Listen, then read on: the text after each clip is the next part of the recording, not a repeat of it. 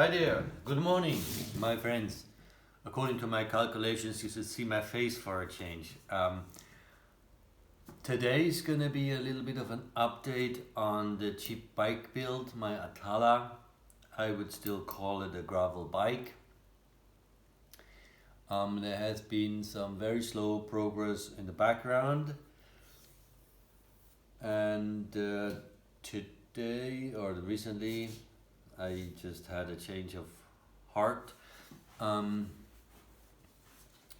I'm gonna apply a Freiburger, a David Freiburger here, and that is the famous quote: "Don't make it perfect, make it running." So basically, that is my issue here. I make it perfect. I'd like to make it perfect, and I have more ideas as time goes along. So things tend to never get finished, and then other projects come and things get worse. So for once I decided to apply a Freiburger and get this running. Don't make it perfect. um, at first I like to take you on a little walk what's still in store for this bike. First of all, I have these absolutely amazingly beautifully cast SR bear claw pedals, which, to be quite frank, I have machined the axis to take some weight out of it approximately 10 years ago, and since then they've been laying around dismantled. And I've only just today realized that they are manufactured in Japan by SR and that they're actually a beautiful cast. Nevertheless, the reason why they were taken apart and never finished is that I had plenty of ideas on making lightning holes in them, and I will do that. Also, I will have this polished. I just found a little dude here in front of the supermarket in Turkey that does just exactly that. So I'm going to ask him to help me polishing it, but first I need to drill it. So that's definitely the last thing that will happen. So this is not necessarily to make it run, but let's talk about everything that is going to happen. So we got pedals, really beautiful pedals, and they will go nicely with my drill cranks. Randomly, I will also change the grips. I think that's going to go nicely with all the metal parts. And I don't have a final solution yet onto what kind of bar tape I'm going to put on the bars. Definitely will not keep the sparkly DMR death grips. That just doesn't sit right with the overall aesthetics of the bike. Then I have a question for you.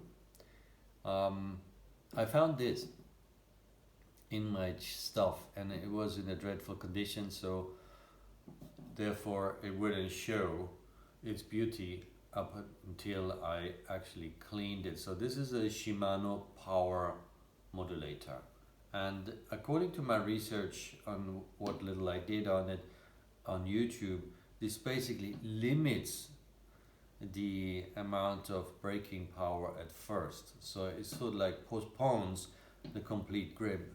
I'm guessing there's a spring in it and you have to get past that spring first. So tell me your thoughts whether this is going to actually help on this bike. What I'm having here on braking, me personally, I always rely quite a bit on the rear brake, as in for stopping me, and often the front brake is just cosmetics. And there's even cases when I ride without a rear brake, a front brake, just really only have a rear brake. And as for overall aesthetics, beauty, that's perfect. But in this case, these rim brakes, and I'm kind of like respecting the frame here for what kind of brakes can be used. You have seen what I've done as for brakes, so this is basically, in my mind, possibly the strongest rim brake that I have that is classic enough to go with this frame. I'm guessing the brake here might be not by technology or design, but by manufacturing date, probably 1990, and the frame assuming 1970, maybe even older. So the starting from the front, maybe let me walk you around here with me. Hopefully you've seen enough of my face now. Okay, let's start from the beginning. So I'm using most definitely the least period correct part might be the brake lever, Shimano LX, even though this is early mountain bike days. But what I love about it is that there is an extender in it. Can't really show that, can I? And it's adjustable, so you can choose how much cable you pull. So I will adjust that to pull the maximum amount of cable, so that increases stopping power for the back. So there is no surprises here in the lever. The lever is absolutely amazing, so that's not a compromise. So I'm really front feeding the brake power with that piece, so there's no surprises in the cable. Yes, this is all a bit tight and short. Same here. And then going to the brake, we obviously talked about that. I think this is what one has to do. You need another point for the cable to go around. So this is all very tight. It's not very good for ease in pulling the brake, but I think we'll manage. So I will make sure to keep this oiled and everything's running smoothly. All the cables that I put in are freshly greased and everything should run nicely. So what I will do, because I'm thinking this is better, I put in these brand new Shimano brake pads. These seem a little hard. Maybe this is not much softer, but anyway, so you see how it's much longer. So this should give added braking power. In the worst case, if nothing else does it, I will sand the braking surface, even though I don't have too many good experiences by doing that. That's for trials bicycles. Okay, so that's for the brakes. For extra beauty also, I have the housing, which is really beautiful, shiny housing. This is for the front brake. I will basically also do this just for cosmetics. I polish that. That's not important. So go back to my quote, David Freiberger, what is absolutely necessary. Now, I've stopped the process of drilling this crank. The reason for applying the crank is the chain line, and I think you can now see by the result, it's bolted on properly. It has the maximum amount of spacers where I bolt on the chainring, and that is this piece here. The crank is actually mountain bike design that gets the pedal position outboard and makes it possible for 3 chain rings, so I am able to add the spacer because I'm not running the smallest cog. Let me show you what happened there so far. I haven't finished this yet, but I've drilled it out and I've filed it down a little bit, but as I said, it's not finished. But more or less what's important here in this argument is that my default, sort of the middle chain ring position, already by design of the crank is relatively inboard, relatively close to the frame. We still have plenty of clearance, or if you argue in another way, I could add a bigger chain wheel. So that might be on the cards. I think that's a 34.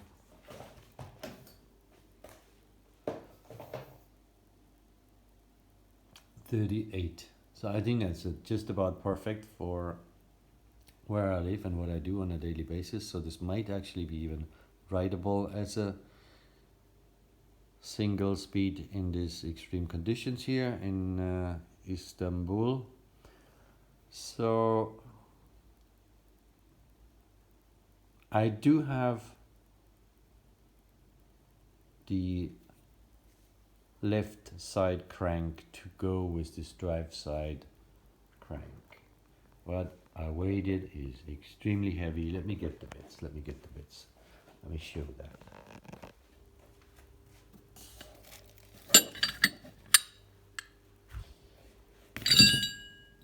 Yeah.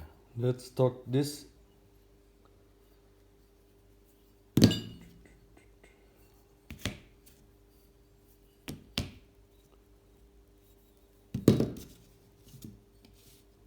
This is now all weighed with the same scale.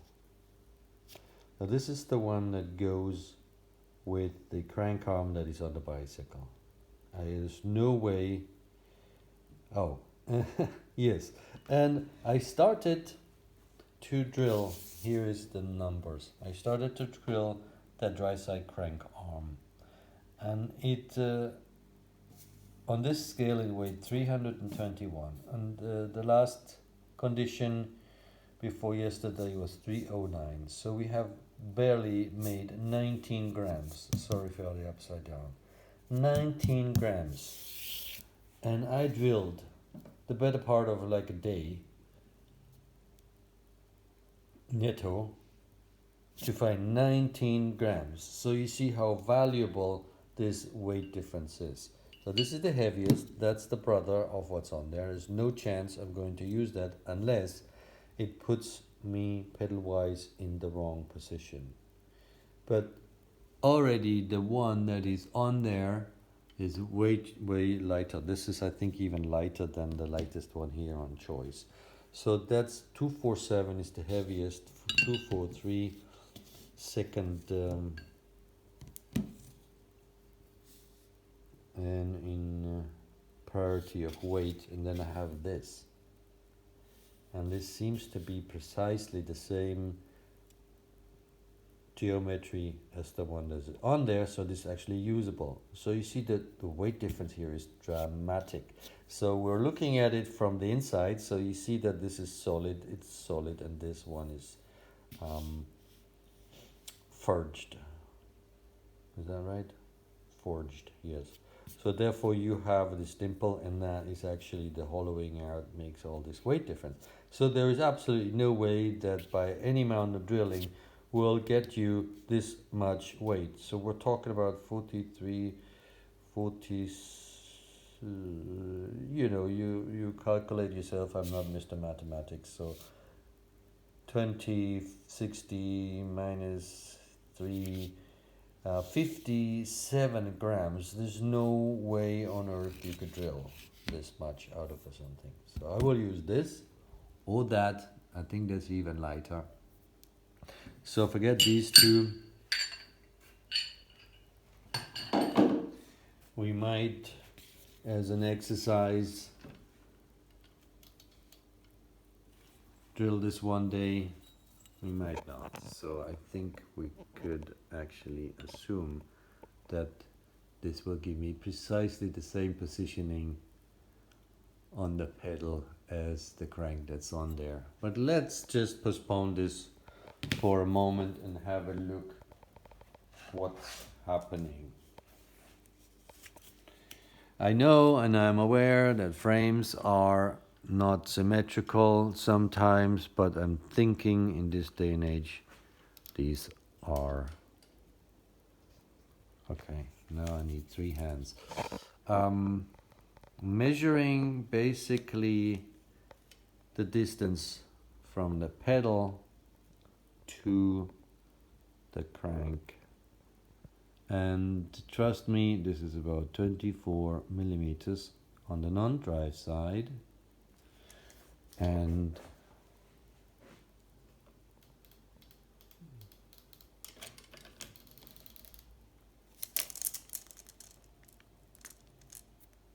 measure in the same way.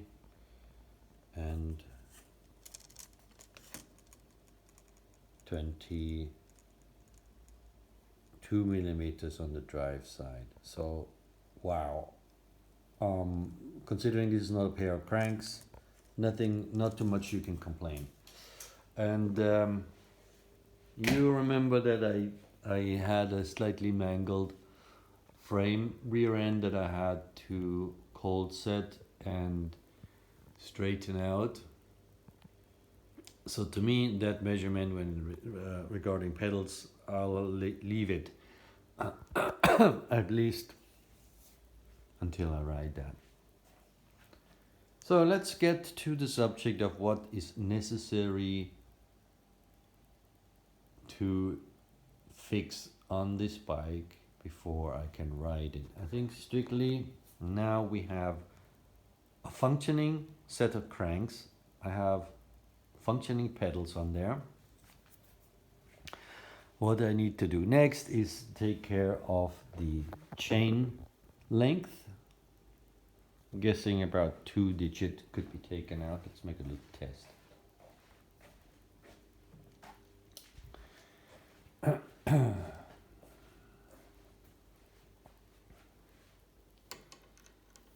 So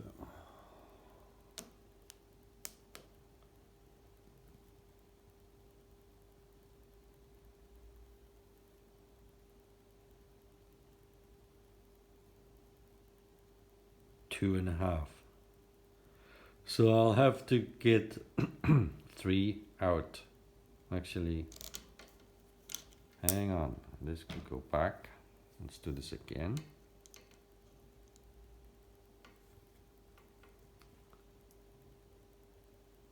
Trying to do this without pulling the wheel out of it. Yeah, it just goes. So 1, 2, 3. Yeah, I'll take 3 out and then hope for the best. So number 1, chain length. I'll do that next. And then number 2, I need to redish the wheel.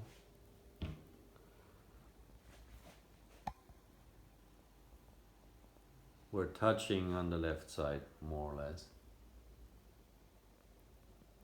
And then we have lots of space on the right. So that I will have to do, and I hope to God that none of these spokes will crack as it happened to me on the black wheel that was in first, and the lengths of spokes very specific, so I can't replace that at the moment. That's why I went with this other wheel. So number 3, need to adjust the brakes and then go for a ride. And I'll take you along. We'll go up to the swimming pool and cycle around that. This is the winter time, so outdoor swimming pool, lots of space, nobody there. Okay, so this is as far as I want to record for the moment. You will meet me again after the chain line has been fixed. The chain length has been corrected. It's a very, very simple process, so I don't think you want to see that. So see the little mark here that I made with fingernail varnish? It's dark red.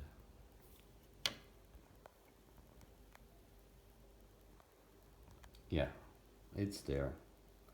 That's where I put the chain together after I shortened it the last time, so I will take another 3 digits out, and then I will remark it. I will open it exactly here because this is already the weak spot. And then we will do the dishing of the wheel. Now tell me, what do you think about my lovely crank? It's always ever such an awakening. You think all this drilling, what makes so much more of a difference, but we're talking 19 grams. Everything that's been done, 19 grams only. Yes, it's beautiful. That's what I keep saying. Okay, it's cosmetic only, and don't drill anything that will break it. so far I am true to that mantra. Okay. Anyway, so talk to you later. I wish you a nice day. Please, I'm such a fresh channel that has absolutely not much going for it in the algorithm. So give me a like, give me some comments, subscribe, and thank you all very much for having a similar interest and posting your videos, so I got something to watch as well. Take care for now.